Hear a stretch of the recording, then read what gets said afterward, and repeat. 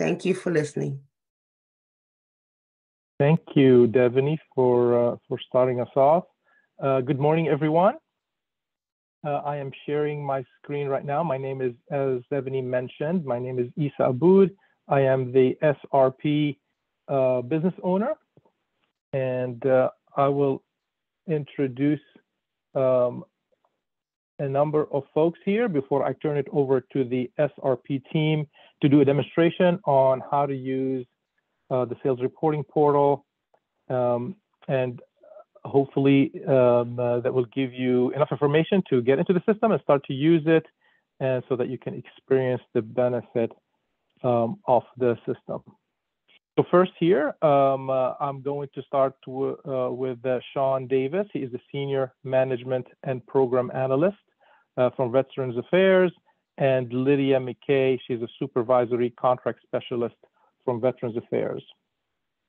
Both Sean and Lydia came to us a few months back, and they asked that we help them move the sales reporting from the legacy system, the 72A system, into SRP.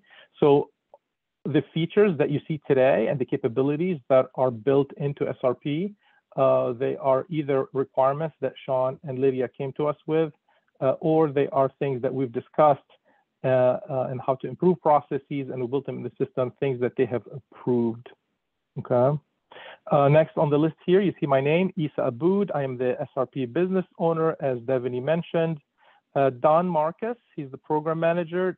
David Thomas, he's the GSA IT program manager. Both Don and David were here when they built the system, and it has been around for some time. Okay, so it was built in 2016, and Don and David really have kept up the system from inception until now, and they do an awesome job keeping it running efficiently. And with that, I will turn it over to Don and David so they can do the demo. Thank you, folks. Thank you, Isa. Good morning, everyone. I'm Dave Thomas, and I'm joined by Don Marcus to provide a quick demonstration of the FAS SRP application. Please keep in mind that we are using a test environment and test data today, so the URL or the web address that we're using will be different from the one that you'll be using starting on April 1st. The production website will be located at srp.fas.gsa.gov. You'll also receive that in some documentation that we'll send out towards the end of the week, but just keep in mind that this is a test environment. When you navigate to the site, you will arrive on this portal page. Please keep in mind that this application is a shared service used by two different agencies, and there's different programs or contract vehicles operating within this application to report either on a monthly or a quarterly basis. All of your contracts will be reporting quarterly. So on the portal page, just to give a small overview here, we have banner messages and important system alerts will be posted at the top of this page in either yellow or red. These may be minimized by clicking on the X on the right side of each message, or shown by selecting the bell icon on the top right of the page. There is an help option to review web-based training modules or the online help guide.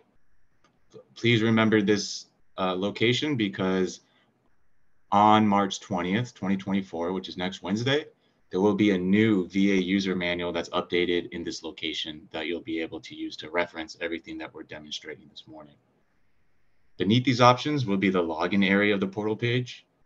Please keep in mind that all VA acquisition workforce members must register before gaining access to the application. And you'll do so by leveraging that blue register button on the bottom left of this area. Registrations officially begin on April 1, 2024. Once registration has been completed and an account has been activated, this group of users on this training right now will be accessing the site by clicking on the orange VA login button on the bottom right of this area where Donna's hovering over now.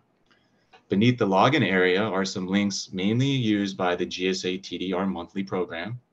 And at the very bottom of all the pages, you will always see a contact section that contains contact details to reach out to a relevant help desk or to the VA about any issues.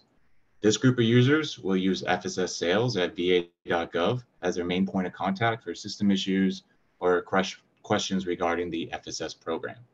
You will see this information at the bottom of the page updated also on March 20th, 2024 for all of your relevant help information. Registration is required for all new users to FAS SRP, and so that is what we're going to tackle first, so that on day one you can complete your registration. So in order to do so, Don will navigate to the register button there, and he will click it. Upon the registration screen, we ask that you provide a few pieces of information so you can obtain an account. We'll ask for your first name, your last name, a valid email address, and then we ask that you answer one simple question. It's just, are you a VA user? Everyone here will select yes. Please keep in mind that the system uses the FSS contract data that was provided by the FSS program to provide your authorization. So you must be listed as a contract specialist on at least one contract to obtain system access using this registration. If you are a supervisor or an admin type of user who are not listed on VA contracts as a contract specialist, you may gain access by coordinating with FSS sales at va.gov, who will work with GSA to get your accounts created. So now that Don has entered in his information, he will select the submit button. Success message is displayed. We have successfully found a match of his email to one of the POCs on the contract for the contract specialist POC type. Please keep in mind that all VA acquisition workforce users will be able to view all VA FSS contract data within FAS SRP. So now that Don has his success message, the system is going to send him an activation email so that he can complete the activation of his account. So as he navigates to his email box, he'll see that email come in, and within the body of this email, you'll see a green activate button. So now Don is going to go on ahead and access that button. At this point, he will be asked to set up a new account password.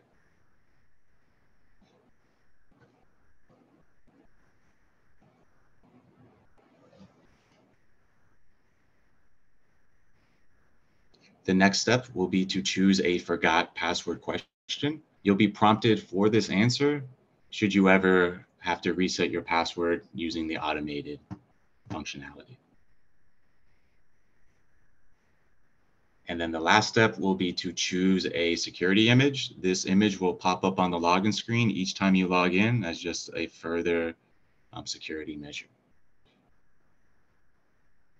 Once he is finished, he will select the Create My Account button.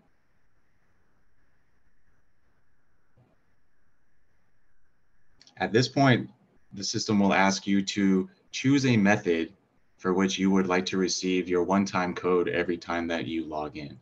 And so there are multiple methods available to you in the system, but we ask that everyone by default, at least to start, to scroll down to the bottom of this section and choose the email authentication method.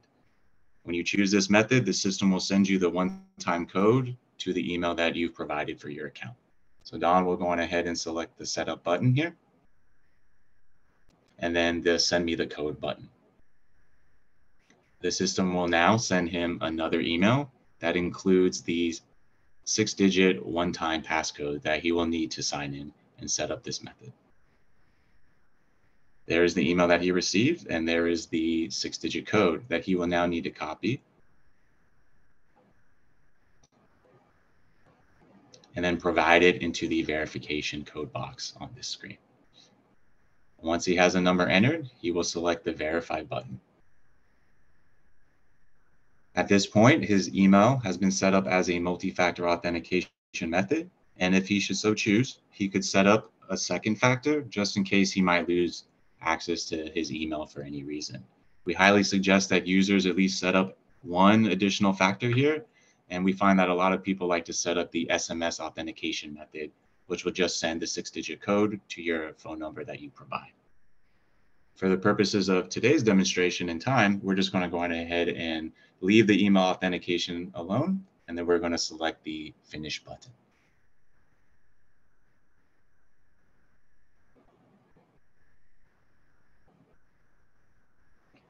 At this point, he has successfully activated his account. And now he's going to navigate back to the FAS-SRP website, where he can now use the VA login button to provide the password username that he just set up. Again, he's going to click the VA login button. The notice that popped up on the screen is very similar to what you see on other government systems, where we just warn users that they will be entering an unofficial government system, and we ask them to acknowledge that message. And now he's going to provide his account information that he just created.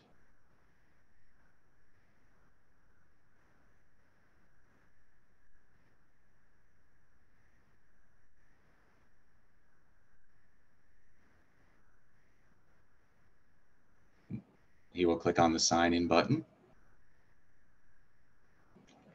He has to click on the send me the code button. Please keep in mind, you have to click that button before the system will send you the 6-digit code. It's not automated. It asks and waits for your prompt to do so. So again, he's going to check his email.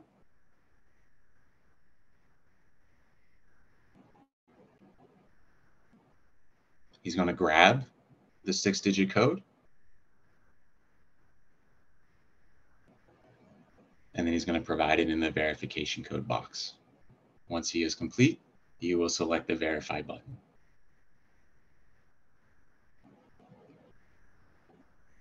At this point, he has successfully logged into the system. He has completed his registration, and he can follow this process going forward as long as his account is active. You are now arrived on the VA government user homepage, and we're just going to go over a quick overview of everything on this page. So the menu options are located on the top left of the screen. These may be hidden or shown by clicking on the orange arrow at the top. The top level banner shows you today's date.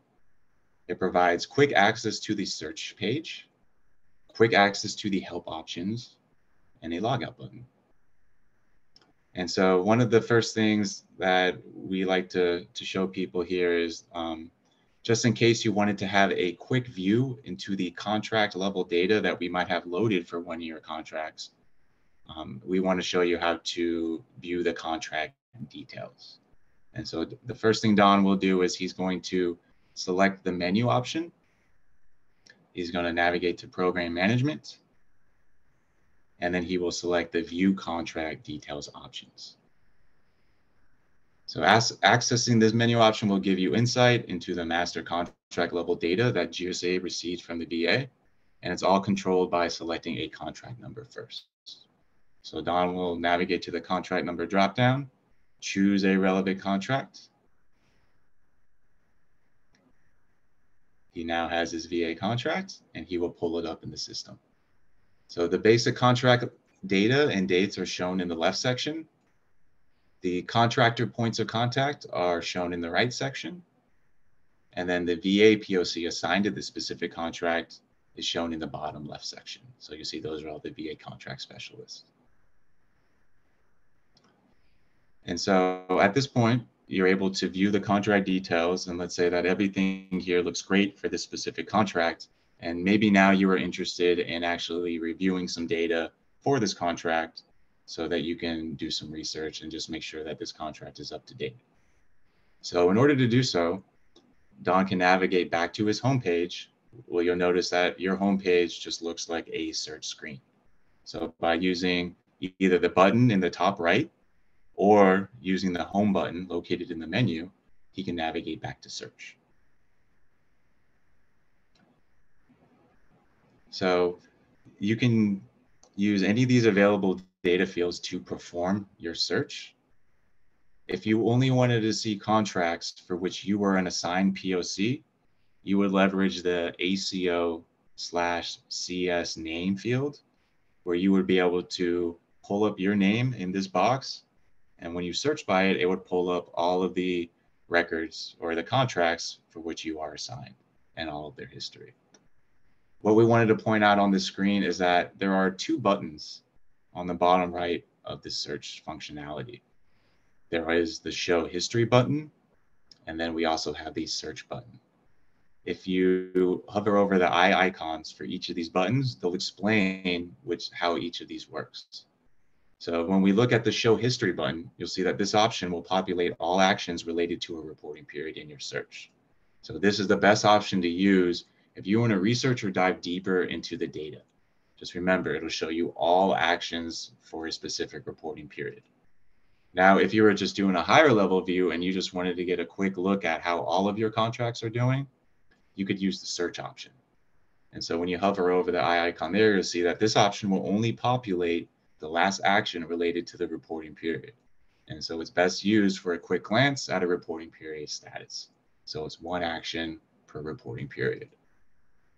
And so now let's say that we want to actually execute one of these searches. So Don can go on ahead and scroll up and use the contract number box to look into a specific VA contract that he was looking for.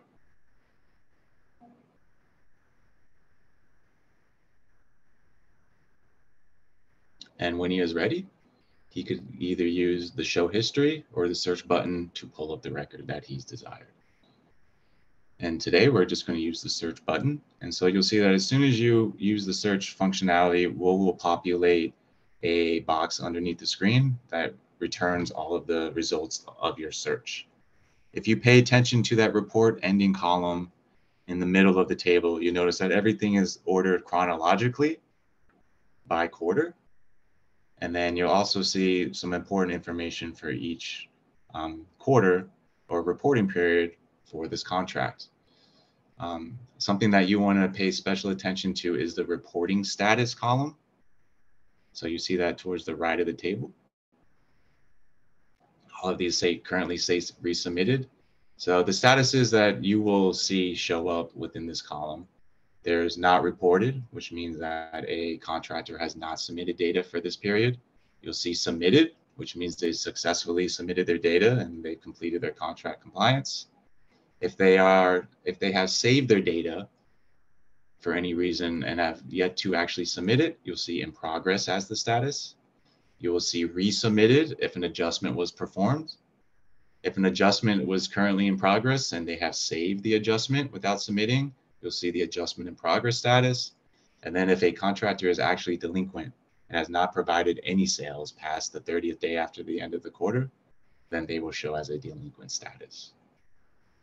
Now, that's how you can view sales data for a specific record. If you actually wanted to do so, you would select the radio button on the left side of any of these records in this table. So if Don was interested in the top record for the report period ending in December 31, 2021, he would select that row using the radio button, and then you'll see some buttons pop up on the bottom right of the screen. So by selecting that record, you're able to either view the detailed sales data that was provided, or you could view a payment record for any payments that were provided for that quarter. So the first thing we're going to do is we're interested in viewing some sales data for this contract. So that was the quarter that we were wondering about. And now we're going to go ahead and click the View Sales Data button.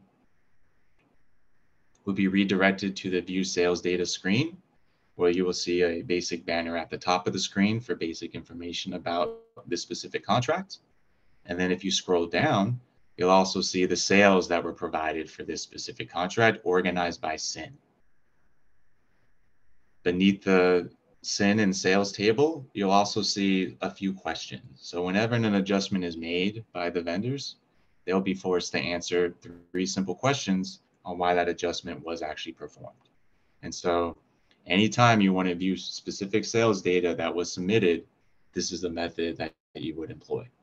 And so now if Don were going ahead and hit the back button at the bottom right of the screen, we can show you how to view sales records for that same period. So you see that now we're redirected back to the search screen as Don scrolls down. We still have the same search results. And so now we're actually interested in looking at a payment for a specific period.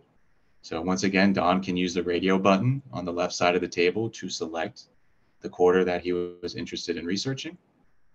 And then instead of the View Sales Data button, he'll use the View Payment button.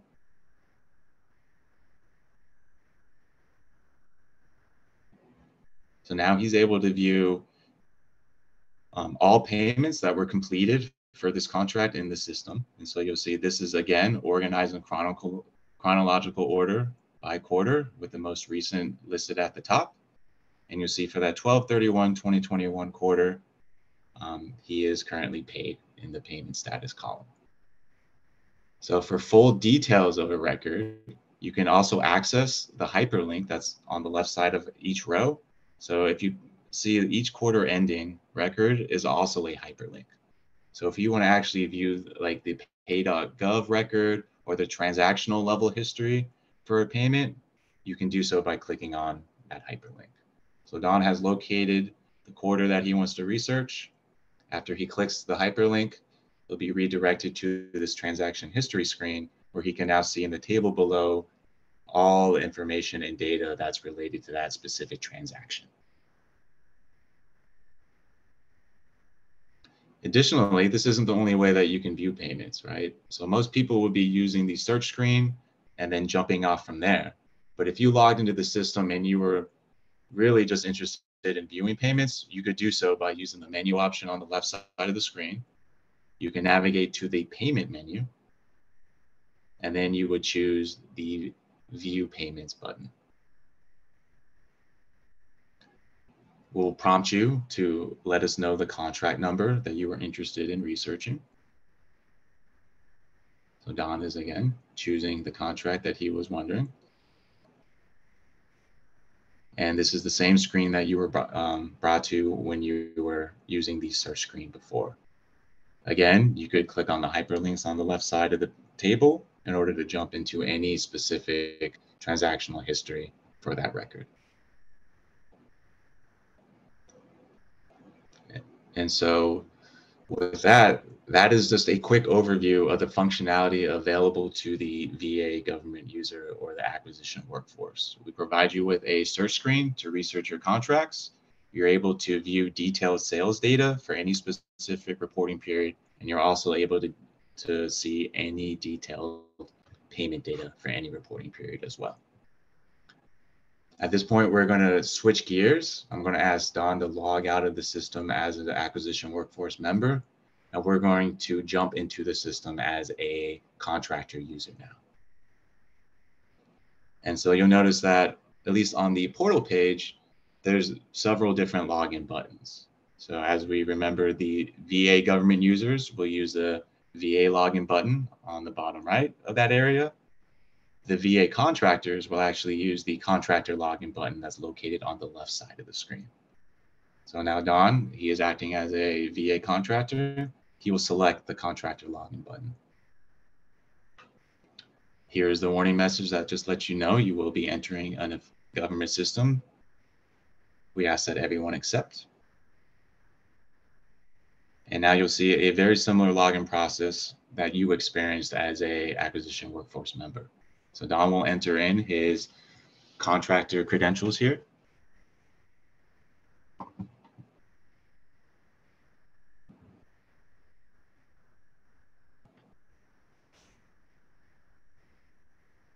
Again, he's going to have to send himself a 6-digit code to complete his login.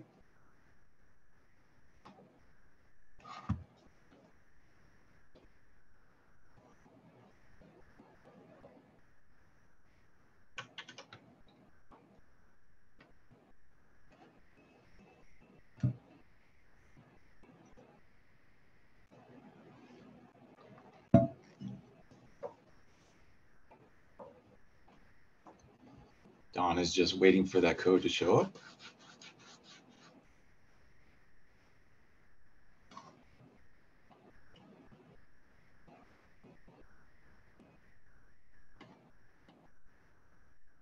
And once he is done, he'll click the verify button.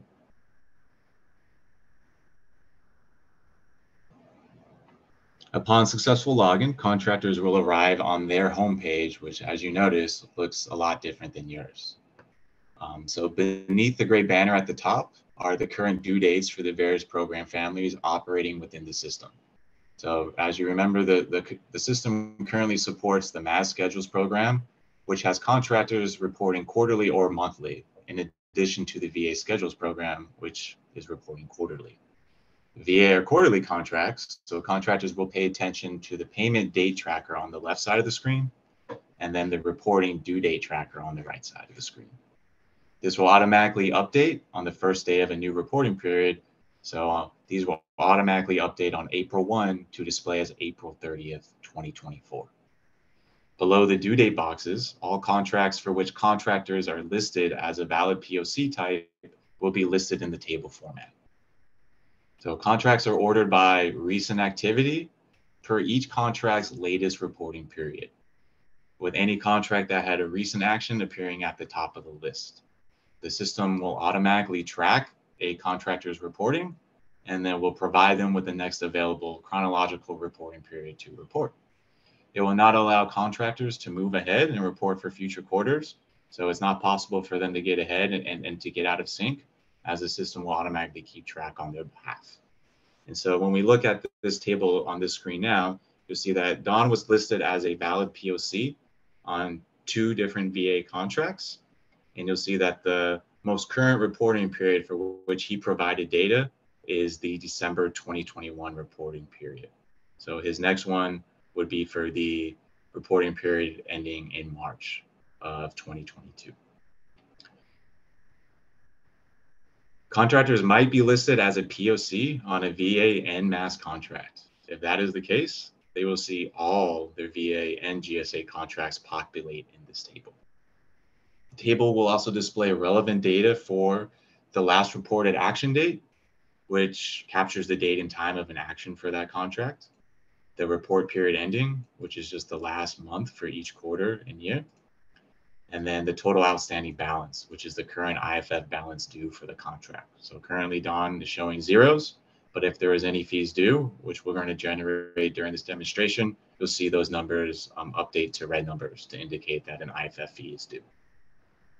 So again, the menu option for the vendors is the same as yours. It's located on the top left side of the page, and it can again be expanded or minimized by selecting that orange arrow again. So now we will move on to a quick demonstration for how the contractors will report their quarterly sales data each period. So Don will navigate to the main menu in the top left of the page. He will click on the reporting option and then the form entry submenu. He will have to select a contract from the contract number dropdown. This will automatically populate with all the contracts for which he is assigned. You see he has 2 of them there, so he will choose one. Once a contract number has been selected, the system will populate a banner at the top with some summary level information about a contract, such as the name of the company, the associated SAM UEI, the legacy DUNS number, and the contract vehicle or schedule. Just please keep in mind that the system keeps track of which reporting period a contractor last reported, and will automatically load the next valid reporting period. So if you remember on that previous page, he had reported all the way up until December 2021. And so when he entered this report screen, we automatically pulled up the next available reporting period, which is for March 31, 2022. So the reporting period for which a contractor is submitting information will always display next to the contract number. The contract will show a reporting frequency of quarterly for all your VA contracts. And then today's date will be listed in the reporting date section, and the contract reporting status will be not reported at the moment.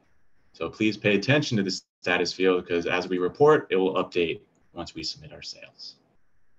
Beneath the summary level information, contractors will see a black bar with total sales for the period, the total IFF fee due for the period as well. The total sales will automatically update based on the information provided in the total sales boxes below. And the total fee due will automatically calculate and update a corresponding IFF fee once their sales have either been saved or submitted. Beneath this black bar, contractors will also see an input table for them to provide their total sales per SIN for their contract. So for this specific contract, we have 3 SINs listed. Sales must be provided in whole numbers. So if Don navigates to the total sales column header and he hovers over that I icon, you'll see that we ask that you provide your sales in whole numbers. No decimals will be accepted. Beneath the input table will be two buttons. We have the Save Only button and the Submit Report button. So the Save Only button, this can be used if you have to step away or leave the site for any reason and you wish to save any of the data that you already entered. Please note that when saving data is not the same as submitting data, and contractors will have to return at a later time to submit the data using the Submit Report button. So this is just available functionality for people to use in case they want to return at a later time or if they have any doubts about what they're about to submit. Once they have verified that the information is accurate, they can also use the Submit Report button. So when contractors are ready to submit their sales data for the reporting period, they would select this button. And so now at this point, Don is going to go on ahead and enter some total sales.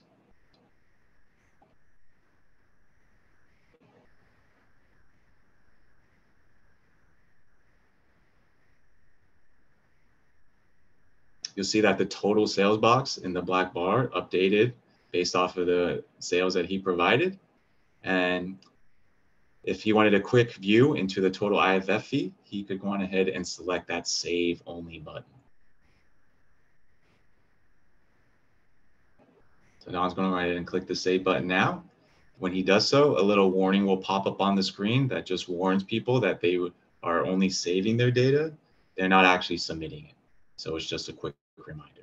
So Don can go on ahead and click Save. And if he scrolls up, you'll see that now the total fee due in the black banner has updated, and it has used the IFF rates per SIN to assess the IFF fee. And so now let's say Don is actually confident that these are accurate sales, and he wants to go on ahead and submit for this reporting period. So in order to do so, he will select the Submit Report button.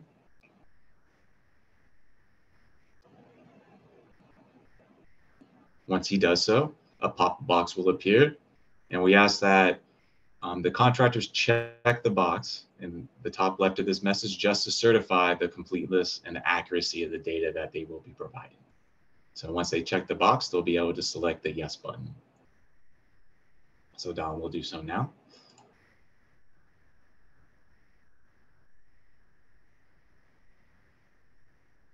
And we have received a success message saying that we have successfully submitted our data. So he can click OK to exit this box. And upon successful completion of their sales submission, the system will redirect the contractors back to their home page, where they will see the contract activity recorded in the top row of their table. So you now see that in their table, for that contract number that we were just submitting data for, you'll see that the last reported date has updated to today. The reporting period ending has updated to March, because that was the reporting period that was submitted, the most recent one. And now his total outstanding balance shows at $10.05. At this point, contractors can consider their quarterly sales reporting obligation completed. They may choose to pay their IFF at this time, or they can come back at a later date to remit that payment. The only requirement is that contractors have to complete both activities by the 30th day of the month after each quarter ends. So if they wish to view the data that was provided for the record at the top of the table or any of their other contracts in the table, they can actually select the contract number within the table because it is a hyperlink. So if Don wanted to do that now for that top level record, he could select the contract number, and it will pull up an automatic search on that contract number. And as he scrolls down, it will show him a complete record or summary that has records for each quarter for which we have submitted data in the system. All data, again, is organized in chronological order. So if he wanted to, he could locate the period that he wished to examine and then select the radio button on the left side of the row again. And then he could leverage one of the buttons that shows up on the bottom right of the search screen. So for our example here, if this vendor wanted to look in the data, similar to how the acquisition workforce could, he could select the radio button on the left side of the table and then again use the buttons on the bottom right of the screen. Please, if he scrolls up again, for that top row, remember that was the data that we had just submitted. If you look on the right side of the table in this current view, you'll see a column header called contract reporting status. So if you remember on some of the previous pages, that showed as not reported. Since Don as a vendor reported for that period, it is now updated to submitted. And so you have just seen how a vendor or a contractor can submit their sales data for a specific period. Now let's say that it's either the same day or they have returned at a later point in time, and they now want to complete the second half of their obligation, which is to submit the IFF payment for that period. In order to do so, you would use the main menu on the left side of the screen again, and he's going to choose the payment option and then the make payments submenu option. This page functions just like the other pages where it starts with choosing a contract number. So Don will choose the contracts, the top one from the dropdown. And so once a contract number has been selected by the vendor, a summary banner will appear. The banner will include their payable balance, which is just a sum of any outstanding or new IFF balances across all their reporting periods in the system. Beneath the summary banner, contractors will be presented with any reporting quarter that requires a payment or is in pending status. So you'll see that that bottom record is pending, and he also has a past due as well because he created an IFF obligation when he reported his sales reports. So to move forward with their IFF payment, contractors will select the orange Pay Now button.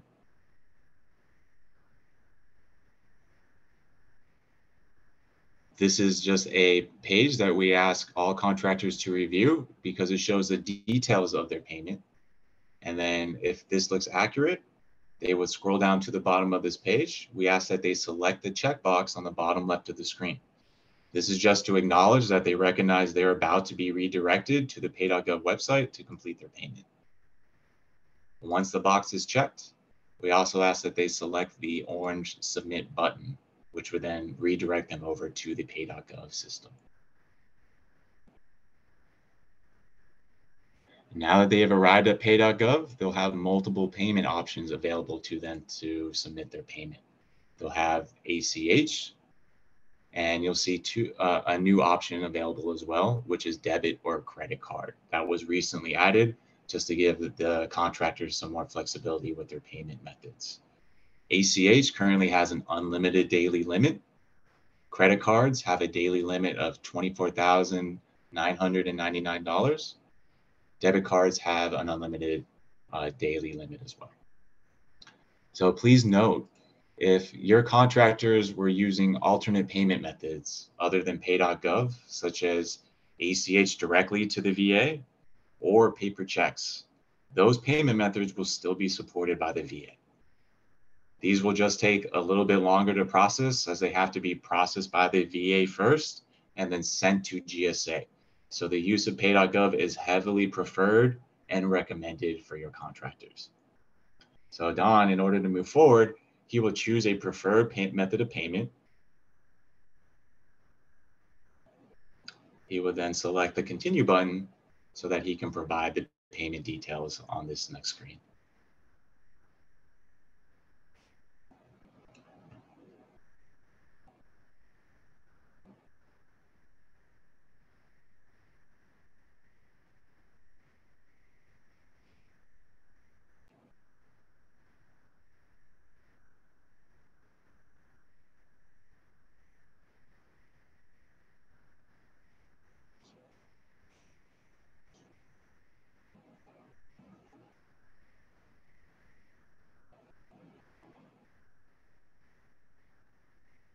Once he has finished providing his payment details, he will select the continue button. And so before the payment is actually submitted, pay.gov will provide contractors with this summary page. If everything looks correct, he can then complete the payment by scrolling down to the bottom of the page, checking the box to authorize the charge on his card, and he will select the continue button. After a successful payment, contractors will be redirected back to FAS SRP to the payment summary screen. And this provides them with the relevant details about the pay.gov payment that was just processed.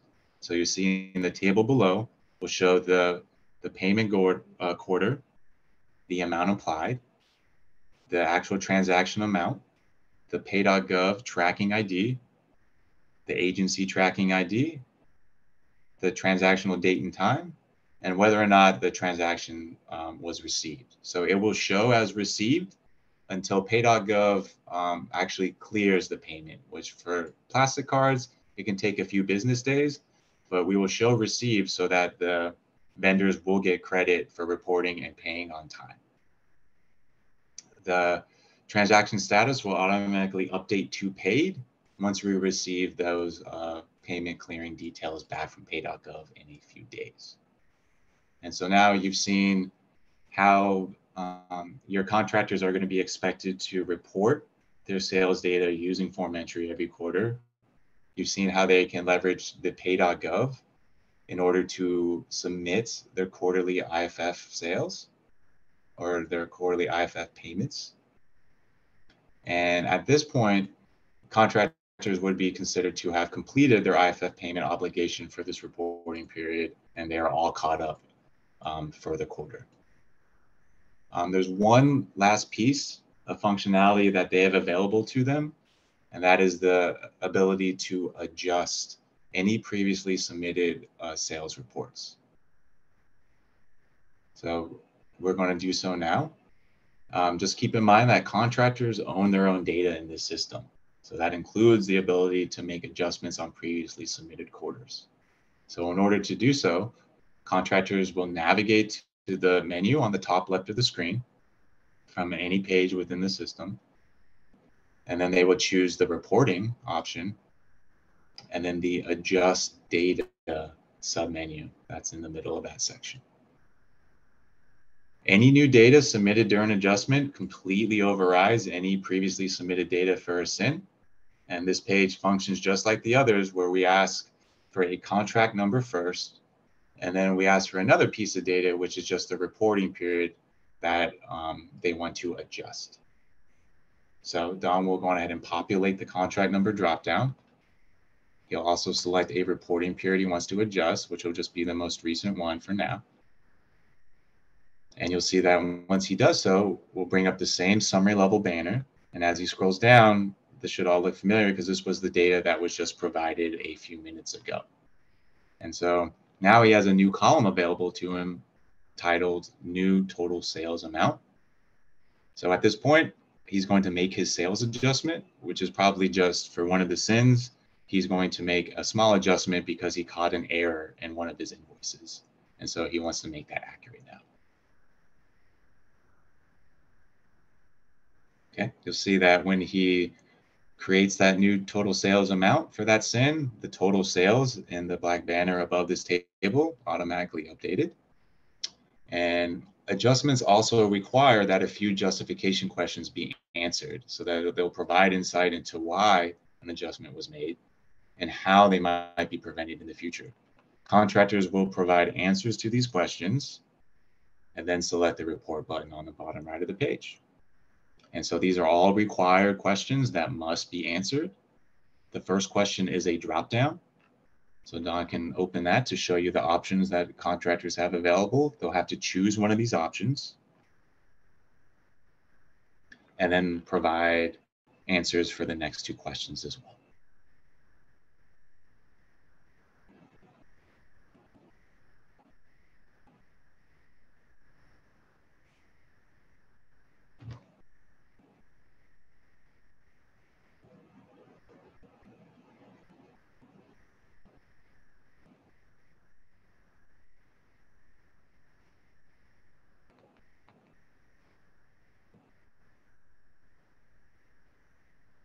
Okay, and so once they have provided their answers, they can go on ahead and select the Submit Report button. Again, we ask that they check and certify that the data they're providing is as true and accurate as possible. They'll check the box and then select the Yes button. Again, a success message, which they can acknowledge by clicking the OK button. And then they'll be brought back to their home page where you'll see that the total outstanding balance has now updated based off of the adjustment. You'll see that the last reported date and time also updated, and it was for that same March 2022 reporting period. They will also receive an email notification with information for their adjustment. Based on their changes, they might also create a debit or a credit in the system. So this created a debit because he had already paid. And so now with his adjustment, he has created a new debit or a total outstanding balance of $45. So for credits, if they're adjusting their sales down from the original amount, they're going to create an IFF credit in the system. This credit will be saved and carried over to the next reporting period, and it can be used to lower their future IFF due. If it was the other way, and if they adjusted their sales up from the original amount, they'll create an IFF debt in the system, which you see here.